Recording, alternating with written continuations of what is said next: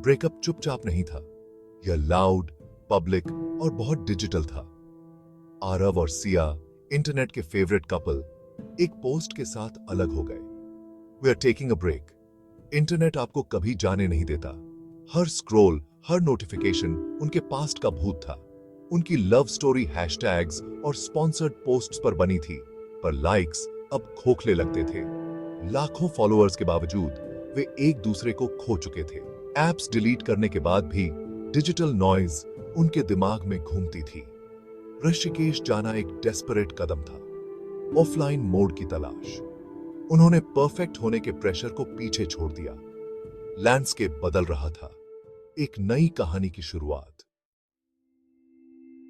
ऋषिकेश ने उनका स्वागत मंदिर की घंटियों और गंगा के सूदिंग मर्मर से किया। उन्होंने एक छोटे से आश्रम में चेक इन किया, जहां कोई टीवी नहीं, कोई वाईफाई पासवर्ड नहीं, बस खामोशी थी। सालों में पहली बार आरव और सिया सिर्फ दो लोग थे जिन्हें किसी ऑडियंस को खुश नहीं करना था।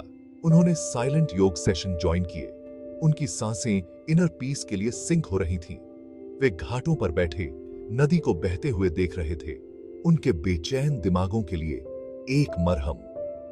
वे हाथ में हाथ डालकर चले, गर्म समोसे शेयर किए और छोटी छोटी खुशियों को फिर से खोज रहे थे। ऋषिकेश में दुनिया की नजरों से दूर आरव और सिया धीरे धीरे ठीक होने लगे थे। गंगा उनकी कॉन्फिडेंट बन गई। उसका प्राचीन प्रवाह लाखों कहानियों के रहस्य छिपाए हुए था। वे घाटों पर बैठे थे, पैर पवित्र जल में डुबोए, खामोशी को बोलने दे रहे थे। आरव पत्थर उछालता, उन्हें नाचते हुए देखता, फिर डूबते हुए, उनकी फेम की तरह ब्रीफ और गायब। सिया देखती, मुस्कुराती। उन्हें बड़े बड़े जेस्चर्स की जरूरत नहीं थी, छोटे साझा पल ही काफी थे। नदी एक कांस्टेंट थी, उनकी हीलिंग में एक जीवंत उपस्थिति। सुबह शांत और मेडिटेटिव होती थी, शाम गंगा आरती से जीवंत, आग और आस्था का एक सिम्फनी। वे भीड़ में बैठे थे, इन्फ्लुएंसर्स के तौर पर नहीं, बल्कि सिंपल डिवोटीज के तौर पर। हाथ जोड़े, आंखें बंद किए, मंत्र और तैरते दिए एकता और मुक्ति का एहसास पैदा करते थे। ऐसा लगता था जैसे वे अपने अतीत और डिजिटल बैगेज को नदी को सौंप रहे थे, उसे धुल जाने दे रहे थे। एक दोपहर आरव ने हमेशा परफॉर्म करने के डर को कबूल किया, ऑनलाइन खुद को खो देने के डर को। सिया ने अपनी इनसिक्योरिटीज शेयर की। एक प्रॉप की तरह महसूस करना, उसकी कीमत लाइक्स में मापी जाती थी। नदी बहती रही, उनकी वल्नरेबिलिटी की एक शांत विटनेस। अपने पवित्र प्रवाह में उन्होंने अतीत को जाने देने और भविष्य की अनिश्चितता को गले लगाने की हिम्मत पाई। साथ में कियती नाजुक थी और एक दोपहर उसे छेद दिया गया। उनके आश्रम के दरवाजे के नीचे एक भूरा लिफाफा खिसका दिया गया। उस पर आरव का नाम लिखा था। अंदर एक दिन पहले की सिया की एक कैंडिड फोटो थी, उसकी मुस्कान असली, उसकी आंखें ब्राइट। उसके नीचे ठंडे ब्लॉक लेटर्स में, the story isn't over, the world is still watching. अभयारण्य में सेंध लग गई थी। जिस ऑडियंस से वे भागे थे, उसने उन्हें ढूंढ लिया था। आरव ने सिया से फोटो छिपाई, एक मुस्कान मजबूर की। कुछ नहीं है, उसने झूठ कहा। आसान क्वालिटी की जगह तनाव ने ले ली। अतीत हेड्स दस्तक नहीं दे रहा था, उसने दरवाजा तोड़ दिया था। डिजिटल दुनिया अपनी अथक नजर के साथ उनका यहां तक पीछा कर चुकी थी। पत्र के रहस्य ने आरव को खा लिया। क्या यह कोई क्रेज्ड फैन था, कोई राइवल, कोई मीडिया हाउस? यह कोई कोलैबोरेशन नहीं था, यह एक उल्लंघन था। सच छिपाकर आरव उन्हीं पैटर्न्स को फिर से दोहरा रहा था जिन्होंने उनके रिश्ते को बर्बाद कर दिया था। यह पत्र एक टेस्ट था और वह पहले से ही फेल हो रहा था। अतीत हेड्स एक याद नहीं था, यह एक जाल था। आरव उस सीक्रेट को अपनी जेब में एक पत्थर की तरह लिए घूम रहा था। नॉर्मल एक्ट करने की कोशिश कर रहा था, पर फेल हो रहा था। हर अजनबी की नजर उसे घूरना लगती थी। फोन कैमरे की हर क्लिक एक थ्रेट। वह हाई अलर्ट पर था, दिमाग संभावनाओं से दौड़ रहा था। Fan, rival, media. उसने सिया को प्रोटेक्ट करने की कोशिश की, पर झूठ ने उनके बीच एक दीवार बना दी। सिया ने बदलाव तुरंत महसूस किया। आरव दूर था, उसकी हंसी फोर्स्ड। उसने पूछा, क्या गलत है? उसने उसे टाल दिया। उसकी सीक्रेसी किसी भी सच से ज़्मेमरिया दर्द देती थी।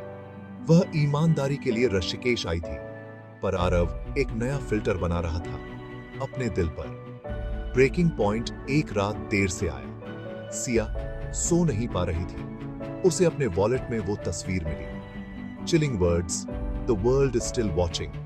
सच ने उसे तोड़ दिया। न हेड मैसेज, बल्कि आरव का धोखा भी। जब आरव लौटा, सिया बेड पर बैठी थी, हाथ में तस्वीर, आंसू बह रहे थे। तुमने मुझसे झूठ कहा, उसने फुसफुसाया। यहां भी तुम ईमानदार नहीं रह सके।